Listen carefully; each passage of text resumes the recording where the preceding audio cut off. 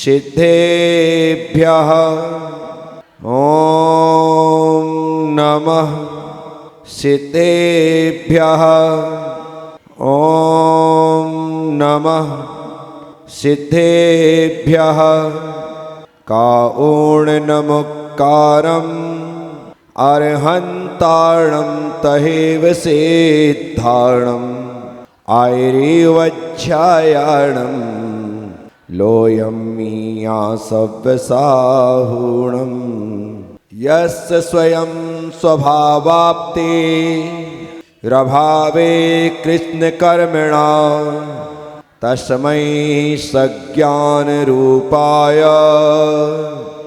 नमोस्तु परमात्मने।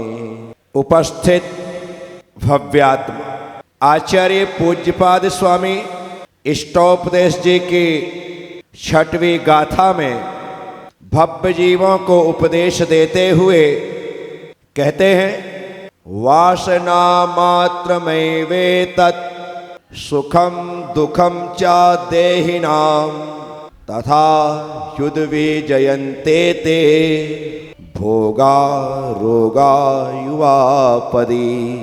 वासना मात्रमेवेतत् सुखम दुखम च देहि। ये संसारी जीवों के सुख और दुख सिर्फ कल्पना मात्र है।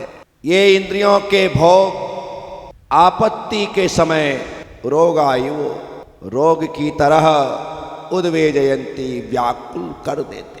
ये सुख दुख सिर्फ कल्पना है, सुख दुख सिर्फ हमारी मान्यता है। ना सुख कुछ है ना दुख कुछ है। हम मान लेते हैं कि इस चीज से दुख है तो दुख होने लगता है, हम मान लेते हैं इस चीज से सुख है तो सुख होने, और ये सच्चाई है। आचार्य पूज्यपाद स्वामी यूं ही नहीं लिख रहे, जब जब ज्ञानियों ने कुछ कहा है उसमें उनका अनुभव समाहित होता है। हम जब फालतू होते हैं ना तब ज्यादा सुखी दुखी होते हैं, जब काम में व्यस्त होते हैं उस समय कुछ नहीं। कोरोना काल में लोग 1-2 साल एकदम फालतू थे, घर में ही थे, और जब घर में एकदम पैक थे ना पहले कोरोना में, दूसरे में तो इतना बंधन नहीं था लेकिन तकलीफ ज़्यादा थी। पहले में तकलीफ कम थी लेकिन बंधन ज़्यादा था, क्योंकि सारी अर्थव्यवस्था बिगड़ रही थी। इस कारण से दूसरे कोरोना काल में सरकार ने इतनी सख्ती नहीं लगाई थी कि सारा काम धाम धंधा सब कुछ बंद कर दिया जाए। सब कुछ चल रहा था, दूरी मेंटेन हो रही थी, लोग कोरोना से ग्रसित हो रहे थे, मर भी ज़्यादा रहे। अब देखना, जब आप कोरोना में थे प्रारंभ काल में कोई काम ही नहीं था, काम ही नहीं था तो दिन भर एक ही काम था, खाना। ये बना दे वो बना दे, ये ले आ वो ले आ। अरे हो क्या गया? फालतू आदमी को भूख ज़्यादा लगती है, फालतू आदमी को प्यास ज़्यादा लगती है, फालतू आदमी को गर्मी ज़्यादा लगती है, फालतू आदमी को सर्दी ज़्यादा लगती है। काम के आदमी को ना सर्दी लगती है, काम के आदमी को ना गर्मी लगती है, काम के आदमी को ना भूख लगती है, काम के आदमी को ना प्यास लगती है। आप अपने आप को देख लो, जब आप काम से गर्मी के दिनों में अपनी 2 व्हीलर से बाहर निकलते हो तो घंटों काम कर लेते, घर आते ही तुम्हें गर्मी सताने लगती है। पंखा चालू कर दे, एसी चालू कर दे, हे भगवान बहुत गर्मी बहुत गर्मी। अरे अभी तुम बाहर घूम रहा था तब तो एक बार भी नहीं कहा कि बहुत गर्मी, घर आते ही चालू। अनुभव होगा आपका। जो लोग फील्ड में काम करते हैं, साइट में जाते हैं, सुबह 10 बजे से लेकर के शाम को 5 बजे 6 बजे तक कड़ाके की गर्मी में कड़ाके की सर्दी में साइट में हैं, वहाँ पूरा काम कर रहे हैं, कुछ नहीं हो रहा है। घर आते ही सब कुछ लगने लगता है। वहाँ पर भूख भी नहीं लग रही थी, वहाँ प्यास भी नहीं लग रही थी, वहाँ पर गर्मी भी नहीं लग रही थी, वहाँ सर्दी भी नहीं लग रही थी। आप लगातार काम में लगे थे। इसका मतलब यही है, जब हम एकदम फालतू होते हैं, निकम्मे होते हैं, तो ये सारी की सारी चीज़ें हम पर हावी हो जाती हैं। 2 ही चीज़ है, या तो आप हावी हो जाओ अन्यथा वो हावी हो जाए। जिन लोगों ने बुराइयां छोड़ी ना अभी तक बुराइयां हावी थी, इसलिए आप छोड़ नहीं पाए थे। जिस दिन आप हावी हो गए, बुराइयां छूट गई। दो लोग लड़ते, अब दो लोग लड़ेंगे तो एक ही जीतेगा। दो लोग लड़ेंगे तो एक ही, जो हावी हो जाएगा वो जीत जाएगा। जो मन में सोच लेगा कि मैं जीत नहीं सकता, वो हार जाएगा। हर चीज से ऐसा ही है, हर चीज के साथ ऐसा। दुनिया में कोई भी चीज कठिन नहीं। मुझसे पूछा गया, गुरुदेव धर्म करना कठिन है या सरल? मैंने कहा धर्म करना ना कठिन है ना सरल।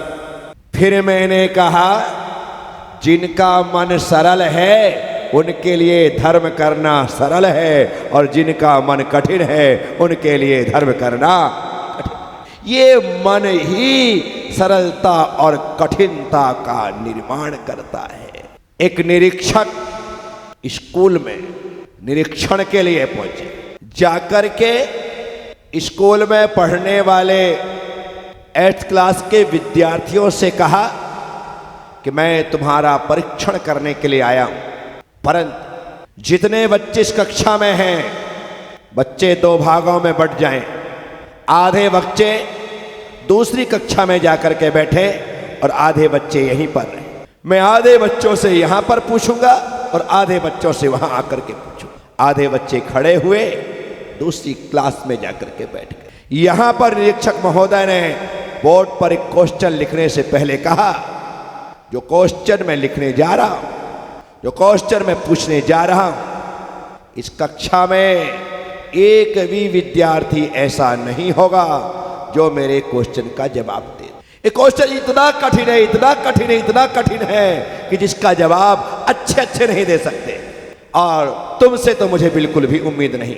तुम तो छोड़ो, जो शिक्षक तुम्हें पढ़ाते हैं वो भी इस प्रश्न का जवाब नहीं दे सके। फिर भी ट्राई अगेन, मैं कोशिश कर रहा हूं। और मैंने ये कोशिश तुमसे पहले सैकड़ों स्कूलों में की है, और जितनों से मैंने प्रश्न पूछा है सभी लोग नापास हुए। ऐसा कह करके उन्होंने बोर्ड पर क्वेश्चन लिख दिया।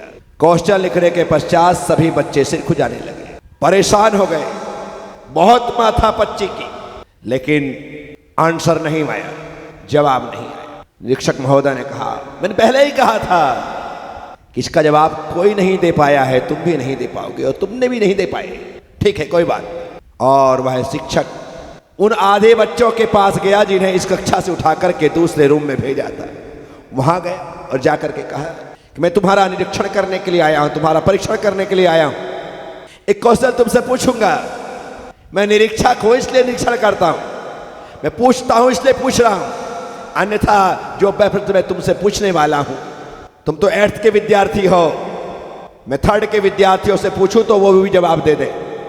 इतना सरल प्रश्न पूछने वाला, यानी कि मैं क्वेश्चन लिखूंगा और तुम जवाब दे दोगे, किसी को भी कठिनाई नहीं आई, एकदम सरल बच्चों सा प्रश्न तुमसे पूछ रहा हूं। लेकिन पूछना मेरा धर्म है, फर्ज है, इसलिए पूछ रहा हूं। चलो मैं लिखता हूं, ऐसा एक भी बच्चा नहीं होगा जो मेरे प्रश्न का जवाब ना दे सके। उन्होंने बोर्ड पर क्वेश्चन लिखा, वही क्वेश्चन जो उस रूम में लिखा था, लिख दिया बोर्ड पर। जैसे ही बोर्ड पर लिखा, सभी बच्चों ने फटाफट जवाब दे दिया। क्वेश्चन एक ही है, एक से कहा गया है कि इसका जवाब तुम नहीं दे सकते, और एक से कहा गया है इसका जवाब 3rd क्लास के बच्चे भी दे सकते हैं, तुम तो 8th में हो। सभी बच्चों ने जवाब दिया। क्या हुआ? क्वेश्चन कभी सरल और कठिन नहीं होता, हमारे दिमाग में जो बात फिट हो जाती है वही क्वेश्चन को सरल और कठिन करती है। तुमने सोच लिया है कि बहुत कठिन है, मुझसे नहीं हो सकता है, नहीं हो सकता है, तुमने पहले ही सोच लिया। इसलिए संसार में ऐसी कोई समस्या नहीं जिसका समाधान ना हो, लेकिन तुमने सोच लिया है कि इसका समाधान तो हो ही नहीं सकता, इसका समाधान तो मिल ही नहीं सकता, मेरी समस्या तो कोई सुलझा ही नहीं सकता, मैं इतना ज्यादा उलझ चुका हूं कि कहीं से कहीं तक मैं इससे बाहर निकल ही नहीं सकता। ये तुमने सोच लिया, इसलिए तुम निकल नहीं पा रहे। गलती किसकी है? तुम्हारी। आप सोच करके चले कि दुनिया में ऐसी कोई समस्या बनी ही नहीं है जिसका समाधान ना हो। हर समस्या का समाधान वही होता है जहां समस्या होती है। उदाहरण के तौर पर जहां सर्प रहते हैं, अर्थात जिन बिलों में सर्प रहते हैं, उन बिलों के पास ही वह जड़ी होती है जिससे सर्प का विष दूर होता है। बिल्कुल उन्हीं बिलों के पास में वह जड़ी होती है जिनसे सर्प का विष दूर होता है। बस फर्क इतना है कि आप उस जड़ी की पहचान नहीं है। मैं जब मसूरी गया तो मसूरी अर्थात पहाड़ी क्षेत्र में एक घास होती है जिसे बिच्छू घास कहते हैं। गुरुदेव के साथ गया था, क्योंकि एक मंदिर है मसूरी में, समाज है मसूरी में। ऐसा नहीं कि हम लोग घूमने गए थे कि चलो केम्प्टी फॉल घूम आएंगे, लाल टिब्बा देख आएंगे, भट्टा फॉल देख लेंगे। नहीं, ये देखने घूमने नहीं गए थे। मंदिर था, समाज थे, देहरादून से पास था, निवेदन था। गुरुदेव ने कहा चलो चलते। मसूरी गए तो रास्ते में जहाँ रात्रि विश्राम हुआ, लघु शंका के लिए पीछे जंगल में ही जाना था, स्कूल के पीछे ही। तो सभी लोग लघु शंका के लिए जा रहे थे। क्रम से जो जा रहा था बाजू में आके खुजा रहा था, और ऐसा खुजा रहा था कि जैसे किसी बिच्छू ने काट दिया। सब लोग परेशान। तरुण सागर जी गए तो वो खुजाते हुए आए, सौरभ सागर जी गए तो वो खुजाते हुए आए, पद्मश्री माता जी गई तो वो खुजाती हुई, आचार्य सिंह गए तो वो गए, मैं गया तो मैं प्रसन्न, जो गया सब। हुआ क्या किसी को पता ही नहीं। जब सब लोग परेशान हो गए, ऐसी खुजली की लगातार चले, भाई 2-4 मिनट में ठीक हो जाए, सब कुछ करके देख लिया, तेल लगा के देख लिया कि अब समाप्त हो जाए, उसके ऊपर बाम लगा के देख लिया कि समाप्त हो जाए, तो भी ठीक नहीं होने वाली। वहाँ पर पास में ही एक सज्जन थे, कहा कि दादाजी यहाँ ऐसे कौन सा कीड़ा है जो काटता है तो लगातार खुजली चलती है। तो दादा ने कहा कि आप कहाँ गए थे? बोले पीछे लघु शंका के लिए गए थे। अच्छा, तो बोले आपको बिच्छू घास ने काटी होगी। क्या बिच्छू घास ने काटा? बोले हाँ, एक पौधा है यहाँ पर पहाड़ी क्षेत्र में, वो शरीर से टकरा जाएगा तो बिच्छू के काटने जैसी तकलीफ हो। तो आप इसका उपचार बताओ। बोले उपचार यही है कि उस पौधे के बिल्कुल पास में दूसरा पौधा है, उस पौधे की पत्ती को आप अपने जहां पर बिच्छू घास ने काटा है वहां लगा लें, 1 सेकंड में खत्म हो जाएगा। आश्चर्य के ठिकाना नहीं। बोले मैं लेकर के आता हूँ। दादाजी 4 पत्तियां लेकर के आए, हम लोगों को दी, जैसे यूं लगाया खुजली खत्म। बात यह है कि हर समस्या का समाधान उस समस्या के निकट ही होता है। आपने पढ़ाई तो की होगी स्कूल में, 5वीं तक, 8वीं तक, 12वीं तक, कॉलेज गए तो होंगे ना। सब लोग पढ़े लिखे हो, कोई बिन पढ़े लिखे हो। मैं भी पढ़ा हूँ 7वीं तक, और जितना मैंने पढ़ा, एक किताब होती है, चाहे हिंदी की हो, चाहे इंग्लिश की हो, चाहे गणित की हो, किताब होती है। किताब में एक अध्याय होता है, पाठ होता है, लेसन होता है, और प्रत्येक पाठ के बाद अभ्यास होता है, लेसन के बाद एक्सरसाइज होती है। वो 8-10 प्रश्न उसमें लिखे रहते हैं। अब जो प्रश्न लिखे हैं, जो अभ्यास है, जो एक्सरसाइज है, मैं आपसे पूछता हूं, उन प्रश्नों के जवाब कहाँ हैं? आगे वाले लेसन में या जो पढ़ कर के आए हैं उस लेसन में? आगे वाले पाठ में या जो पढ़ कर के आए हैं उस पाठ में? जल्दी बोलो। जो पाठ आपने पढ़ा है 2 पेज का, 4 पेज का, जितने क्वेश्चन पीछे लिखे हैं सभी का समाधान उसी पाठ में है। गजब हो गया। बच्चों से होमवर्क के लिए कहा जाता है, बच्चा पीछे क्वेश्चन पढ़ता है, पीछे पेज पलटाता है, अंडरलाइन करता है, और सब करने के बाद उसे व्यवस्थित तरीके से नोटबुक में उतार करके सर को दिखाता है। दूसरे दिन सर देखते हैं, टिक लगाते हैं, शानदार तरीके से नीचे साइन करते हैं, स्टार देते हैं, बच्चे को मजा आ जाता है। समाधान कहाँ मिला? उसी पाठ में। तुम्हारी जिंदगी में समस्या है तो समाधान भी तुम्हारी जिंदगी में है। 2024 में समस्या आई है तो 24 के पाठ में ही ढूंढना। 23, 22, 21, 17, 18, 19 में मत चले जाना, 24 में यहाँ समस्या आई है, यही समाधान मिलेगा। गलती हमसे ये हो रही है, समस्या इस किताब की है, हम दूसरी किताब में ढूंढ रहे हैं। मैथ्स का क्वेश्चन सॉल्व करना है तो मैथ्स की बुक में देखो, साइंस की बुक खोलने की आवश्यकता नहीं है। केमिस्ट्री का प्रश्न है तो केमिस्ट्री में जवाब मिलेगा, फिजिक्स में नहीं मिलेगा। और आप जितने लोग हैं सब यही गलती कर रहे हैं। समस्या इसकी है और समाधान इस किताब में ढूंढा जा रहा है। कभी समाधान प्राप्त होने वाला नहीं। आप हमारे आगम ग्रंथों को देखो, आज जितनी समस्याएं आई हैं ना हमारी समाज में, इसी वजह से आई। प्रश्न है चरणान योग का। किसका है? पूजा कैसे करे, अभिषेक कैसे करे, आचरण कैसे करे, चरणान योग का प्रश्न है। और लोग उस प्रश्न का समाधान द्रव्यान योग में ढूंढ रहे हैं, समय सार में ढूंढ रहे हैं, प्रवचन सार और नियम सार में ढूंढ रहे हैं। अरे भाई, जब समस्या चरणान योग की है तो चरणान योग में ढूंढो। समस्या द्रव्यान योग की है तो द्रव्यान योग में ढूंढो। समस्या करणान योग की है तो करणान योग में ढूंढो। और समस्या प्रथमान योग की है तो प्रथमान योग की ढूंढो, वहीं पर समाधान मिलेगा। आज सारे जो लोग कन्फ्यूज हो रहे हैं सिर्फ इसी वजह से, क्योंकि उनके हाथ में उनकी समस्या का समाधान करने वाली किताब नहीं। कैसे मिलेगा? जवाब बताओ। आपका कभी वकीलों से एडवोकेटों से काम पड़ा हो और कभी आप उनके ऑफिस में गए हो? मैं तो गया, पर ऑफिस में अपने काम के लिए नहीं कि मैं कोई केस में फंस गया था। मेरे बहुत से भक्त वकील हैं तो ले जाते हैं, आहार के बाद अपना ऑफिस भी दिखा देते हैं कि महाराज श्री ये अपना ऑफिस है।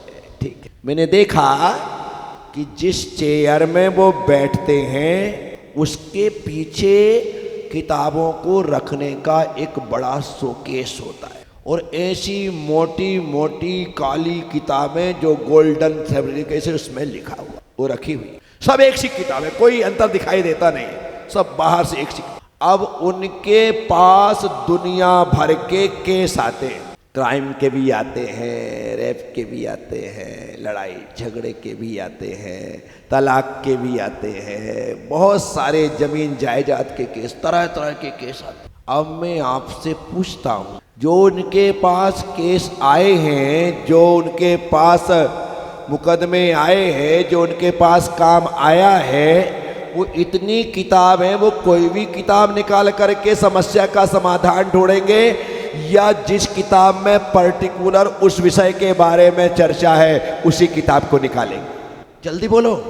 यदि मुकदमा तलाक का है तो किताब वो निकालेंगे, यदि कोई बात रेप की है तो उसकी निकालेंगे, जो जैसी समस्या है वो किताब बाहर निकलेगी ना, उसे निकाल करके वो समस्या का समाधान कर देंगे। बराबर तरीके से कहेंगे आप चिंता मत करो, मैं आपका केस लड़ूंगा, और वो ऐसी दलीलें देंगे, वो सारी धाराओं को सामने रखेंगे, अपनी बात को रखेंगे, और 100% कोशिश करेंगे कि अपने मुजरिम को वो जिताने की, अपने पक्ष में जो आया है उसे जिताने की पूरी कोशिश करेंगे। साथियों, आप सबसे कह रहा हूं, ये जो मेरे उदाहरण हैं ये आपके जीवन की प्रत्येक समस्या का समाधान करने वाले। तुम हो, जीवन में समस्या आती है और 17 घाट का पानी पीना प्रारंभ कर। क्या पागलपन है! अभी तक सब कुछ बिल्कुल व्यवस्थित था, अचानक से एकदम तुम्हारे घर का वास्तु बिगड़ गया, एकदम से बिगड़ गया, और बिगड़ने के साथ ही तुमने तोड़फोड़ चालू कर दी। अभी तक सब कुछ बढ़िया था, अचानक एकदम से तुम्हारा चक्र खराब हो गया, ज्योतिष चक्र डिस्टर्ब कर गया तुम्हारे ऊपर। मैं लोगों से कहता हूँ ये सब निमित्त हैं, इनकी मैं उपेक्षा नहीं करता हूँ, इन्हें मैं गलत नहीं कहता हूँ, क्योंकि मैंने भी ज्योतिष देखा है, पढ़ा है, जाना है, समझा है, वास्तु भी मैंने देखा है, समझा है, सब कुछ किया है। लेकिन मैं कहता हूँ वास्तु उसे ही तकलीफ देता है, ज्योतिष उसे ही तकलीफ देता है जिसके इस समय कर्म के उदय ऐसे खराब आ गए हैं कि अब वो कष्ट पाएगा। सारा खेल कर्म का है, सारा खेल। ये सब तो निमित्त हैं, ये सब, लेकिन उन निमित्तों से, उन कर्मों से बचने के लिए हमने भगवान की आराधना की, हमने भगवान की उपासना। तो ज्योतिषी, वास्तु शास्त्री सबको दिखाओ, सबको बताओ, लेकिन उसके साथ साथ भगवान की भक्ति करके कर्म को काटो तो वास्तु शास्त्री का वास्तु भी काम करेगा, ज्योतिषी का ज्योतिष भी काम करेगा। भगवान की भक्ति करना जरूरी है, तभी हमारे कर्म कटेंगे और बुरे दिन अच्छे दिनों में परिवर्तित होंगे। इसीलिए हम सब लोग जो कि समस्याओं से घिरे हुए हैं, हमें अपने आसपास ही उसका समाधान ढूंढना। कई बार देखा हुआ है आपने, हम अपना चश्मा ऐसे लगा लेते और उसके बाद चश्मा ढूंढते चश्मा कहाँ हो गया, पूरे में ढूंढ बहुत परेशान हो जाएंगे। फिर एकदम से दर्पण के सामने खड़े होंगे, अरे यार ये लगा क्या हुआ। फिर अपने आप की बेवकूफ़ी पे हंसी आती है। बोलो, जो मुनीमी करते हैं या जो दर्जी हैं कटिंग करते हैं, वो अपनी पेंसिल को कान में लगा ले, मुनीम अपना पेन को कान में लगा और दूसरे काम में लग जाता है। उसके बाद वो दर्जी पेंसिल ढूंढता है और मुनीम पेन ढूंढता है, ढूंढ ही रहा है कहाँ गया। बुंदेलखंड में एक कहावत है, कांख में लड़का गांव में रेर। क्या? कांख में लड़का गांव में रेर। बच्चा कांख में अपनी गोद में ही है बंधा हुआ, पीठ में बंधा हुआ है, और मेरा बच्चा खो गया, बेगुड़ा बच्चा खो गया, पूरे गांव में चिल्ला रहा। और बाद में पता लगता है कि बच्चा तो मेरी पीठ में ही, मेरी कांख में ही। बस इस सत्य को जिस दिन समझ जाओगे ना, उस दिन तुम्हारी आंखों के आंसू सूख जाएंगे। जिस दिन इस सत्य को समझ जाओगे, उस दिन तुम्हें तुम्हारे भीतर से ही हर समस्या का समाधान प्राप्त। पर समझना पड़ेगा, बिना समझे आप समाधान को प्राप्त हो ही नहीं सकते। कोशिश करिए, समाधान मिलेगा। फिर यदि तुम्हें समाधान ना मिले, तुम अपने सवाल को हल ना कर पाओ, तुम अपने क्वेश्चन को सॉल्व ना कर पाओ, तो अपने गुरु से पूछना। किससे पूछना? अपने गुरु से। और किसी से पूछने की जरूरत नहीं है, अपने गुरु से पूछना कि मैंने गुरुदेव पूरा प्रयास किया है, हर प्रकार से सॉल्व करने की कोशिश की है, लेकिन ना जाने क्या होता है, मैं यहाँ पर आता हूँ और उलझ जाता हूँ। यहाँ तक तो बिल्कुल सही चल रहा है, लेकिन आंसर ही नहीं आ पा रहा है। गुरुदेव कुछ बताए। अरे बेटा, जरा सी तू गलती कर रहा है, इसे सुधार दे। जैसे ही वह गलती सुधारता है कि उसका क्वेश्चन सॉल्व हो जाता है, हल हो जाता है। गुरु इतना सही काम कर। मैंने एक दिन आपसे कहा था ना कि पिता ने वसीयत लिख दी, कहानी सुनाई थी। पिता ने वसीयत लिख दी, किस बच्चे को 1/2, 1/4, 1/6 गाय दे दी जाए। 11 गाय थी, अब क्या करो। यदि 1/2 करते हैं तो 5.5 गाय आती हैं, 2.25 गाय आती हैं, 2.25 गाय आती हैं। उस हिसाब से तो बेचारों की गाय का बंटवारा नहीं हो रहा था। गुरु ने क्या किया, अपनी गाय उन समस्या से ग्रसित बच्चों को दे दी। कहा बेटा, 11 गाय को 12 कर लो। और जैसे ही गाय 12 हुई, क्या हुआ? पिता ने कहा था 1/2 बड़े बेटे को, 1/2 होते ही 6 गाय बड़े बेटों को मिल गई। उसे तो आधी ज्यादा मिली। कितनी ज्यादा मिली? खुश हो गया। कम मिलती तो झगड़ा करता, ज्यादा में कोई झगड़ा करता है क्या? खुश होकर के ले गया। जिसे 1/4 कहा था, उसे 2.25 गाय मिलनी थी। गुरु की गाय मिलने से 3 गाय मिल गई, वो भी खुश हो गया कि मुझे भी ज्यादा मिला। और जिसे 1/6 अर्थात 2.25 गाय मिलनी थी, उसे भी गुरु की गाय मिलने से 2 गाय मिली, वो भी खुश हो गया। एक को 6 मिली, एक को 3 मिली, एक को 2 मिली। 6 और 3 9 और 2 11 गायों को बंटवारा हो गया। गुरु अपनी गाय लेता है और चलते बनता है। गुरु का गया कुछ नहीं।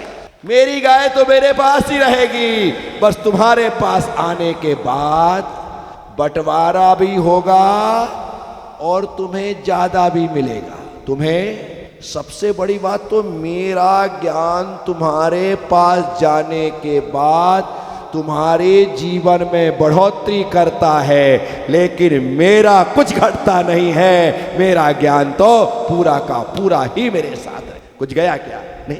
साथी आपसे कह, तो जहां समस्या है वही समाधान है। ढूंढिए। ये सुख और दुख तो सिर्फ वासना मात्र में वे तत्, ये सिर्फ हमारी कल्पना मात्र है, इसके अलावा कुछ नहीं। मानो तो सुख है, मानो तो दुख है। वो एक गीत चलता था हमारे जमाने में, मानो तो मैं गंगा मां हूं, ना मानो तो बहता। मानने वाले गंगा को मां मान रहे हैं और नहीं मानने वाले उसे सिर्फ बहता हुआ पानी समझ रहे हैं। आप हरिद्वार जाओ, हजारों की संख्या में रोज लोग हर की पेड़ी पर स्नान करने आते, हजारों, और हजारों लोग हजारों किलोमीटर दूर से आते हैं। लेकिन हरिद्वार के लोगों से पूछो कि तुमने कितना समय हो गया हर की पेड़ी में डुबकी नहीं लगाई, तो वो कहेंगे हमको गंगा जाने की जरूरत नहीं है, हमारे नल से ही गंगा जल आ जाता है, हम तो यहीं डुबकियां लगा ले। देखना है आप, सम्मेद शिखर जी गया मैं पहली बार। सुबह सम्मेद शिखर जी पहुंचा और दोपहर में चढ़ गए। इतनी बेचैनी की नहीं भाई, अपन तो रुक ही नहीं सकते, दोपहर में ही चलेंगे। सुबह प्रवेश, दोपहर को चढ़ गए पहाड़। मैं वहां पर जब रुका तो मैंने एक बार के प्रवास में ही 51 वंदना कर ली। एक बार के प्रवास में 51 वंदना कर ली। देखना यार, 2 महीने रहा, 51 वंदना। उसमें मैं बीमार भी हो गया, बुखार भी आ गया, सब कुछ हो गया, लेकिन 2 वंदना और 51 वंदना कर। दूसरी बार गया तो सिर्फ 10 वंदना की। तीसरी बार गया तब भी 10 वंदना की। ऐसे कुल मिलाकर के 3 बार में 71 वंदना, क्योंकि उसी तरफ रहा। अहमदाबाद से शिखर जी गया तो पहली बार में 51, फिर गिरिडीह चतुर्मास किया तो दूसरी बार में 10, फिर रांची चतुर्मास किया, फिर चला गया। मैंने कहा लगा लो हैट्रिक। एक बार निकल गए तो फिर दोबारा आना संभव नहीं है। अभी पास पास है तो दोनों चतुर्मास जो झारखंड में किए तो उसके बाद एक ही भाव की तीर्थ यात्रा करनी है और यात्रा कर। पर पहली बार में 51 और 2 बार में 20।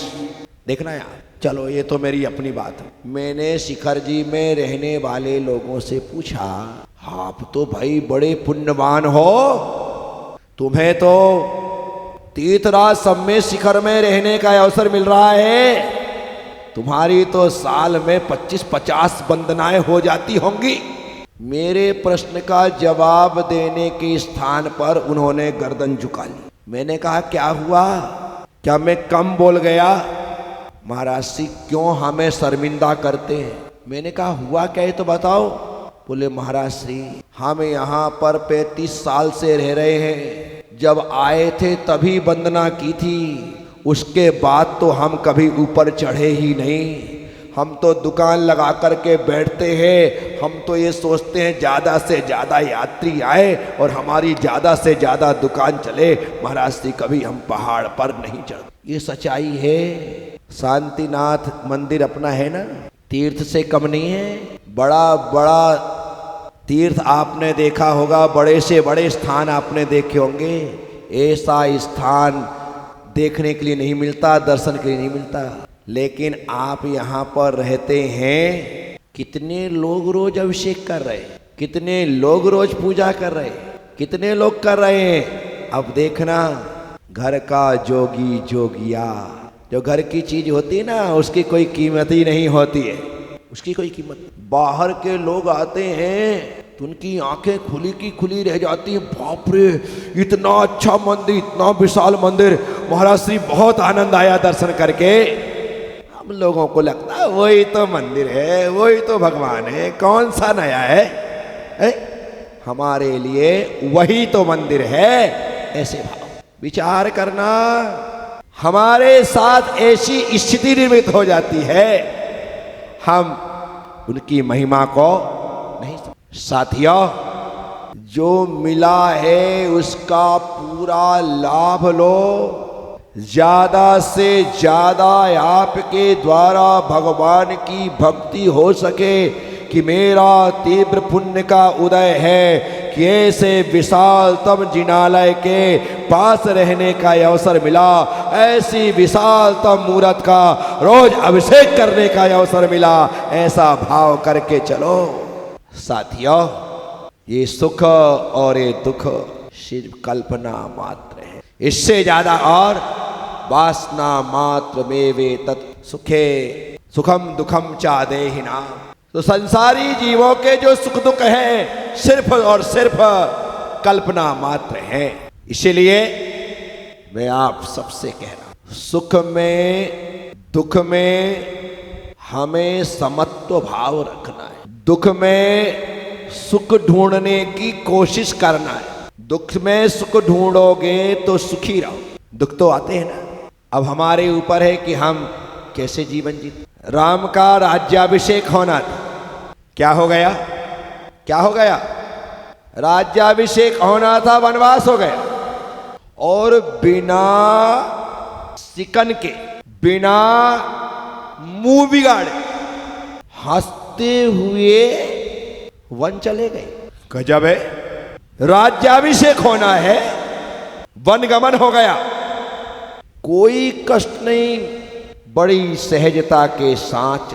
और वन में भी ऐसे रह रहे हैं जैसे भवन में रह रहे। ये हमारे अपने ऊपर है, ये हमारे नींद आनी हो ना तो फुटपाथ पे आ जाती, और नहीं आनी हो तो डल्लप के गद्दों में भी करवटें बदलते हैं। मैं ऐसे अनेकों लोगों को जानता हूं जो नींद की गोली खा के सोते हैं, और नींद की गोली खा के सोते फिर भी नींद नहीं आती। और मैंने ऐसे लोगों को भी देखा है जो रूखी रोटी खा के सोते हैं और फुटपाथ पे खर्राटे लेते हैं। बेचारे, ये सब कैसे संभव है?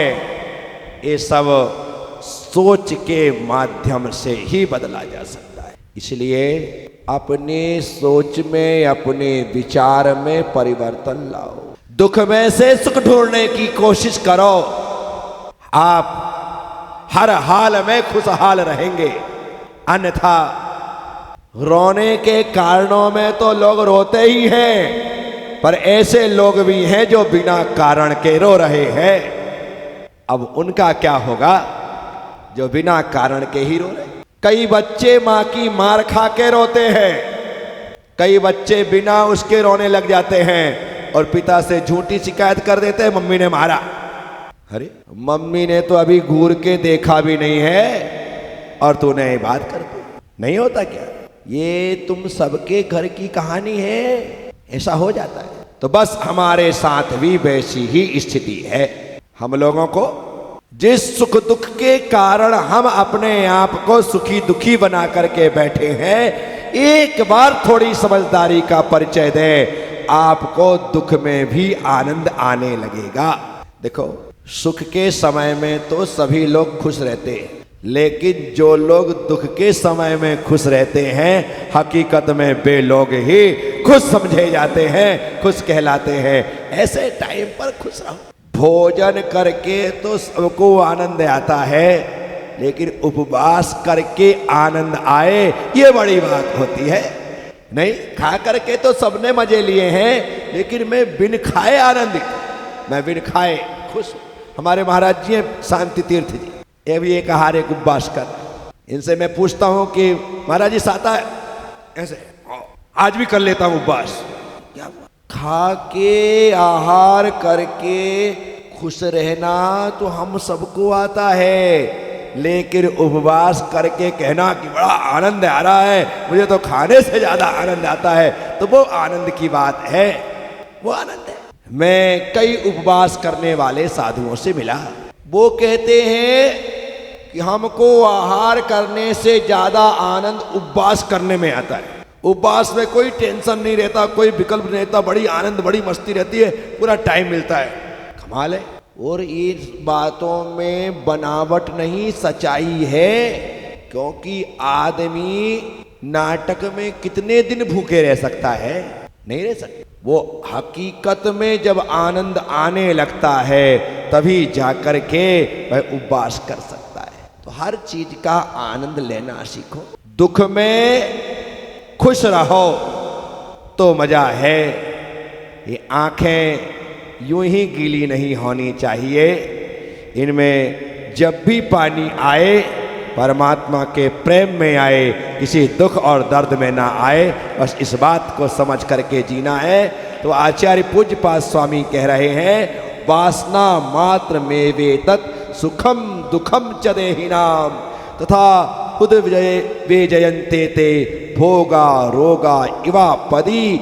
जो ये इंद्रिय के भोग हैं ये आपत्ति के समय रोगों की तरह व्याकुल करते हैं। क्या कह रहे हैं? जिस प्रकार से रोग आकुल व्याकुल कर देते हैं, हमें दुखी करते हैं, वैसे ही ये भोग भी आपत्ति के समय हमें आकुल व्याकुल कर देते हैं। ज्यादा अच्छा खाने पीने की आदत हो ना और कभी ना मिले तो बड़ी तकलीफ होती है। कई लोगों को सिर्फ बिस्लरी का पानी पीने की आदत हो गई, कई को सिर्फ आरओ वाटर पीने की आदत हो गई। अब कई बार ऐसी स्थिति बन जाती है कि आरओ वाटर नहीं है और बोतल भी नहीं है, प्याऊ रखी है, घड़े लगे हैं, अब उनसे वो पानी पिया नहीं जाता है। आपत्ति के समय वो भोग भी रोग की तरह दुखदाई हो जाते हैं। लेकिन जिन्हें कोई फर्क नहीं पड़ता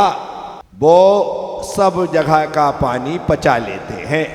मैं इतने लोगों को जानता हूं भूरू, तुम जैसे लोगों को, जो कहते हैं कि मुझे तो बाहर जब जाता हूं तो नींद ही नहीं आती, अपने घर में ही नींद आती है। ऐसे बहुत से लोग कहते हैं। क्या फायदा है ऐसी नींद से? अरे नींद तो वो है कि यहाँ लेटाओ तो यहाँ सो जाए, रेलवे स्टेशन पर लेटाओ तो वहाँ सो जाए, वो नींद है। भूख तो वो है नहीं, मुझे तो ये पसंद ही नहीं आता है, मेरे पसंद का खाना मिले तभी अच्छा लगता है। भूख तो वो है कि वक्त पर जो मिल जाए उसे खा करके मिटा लिया जाए।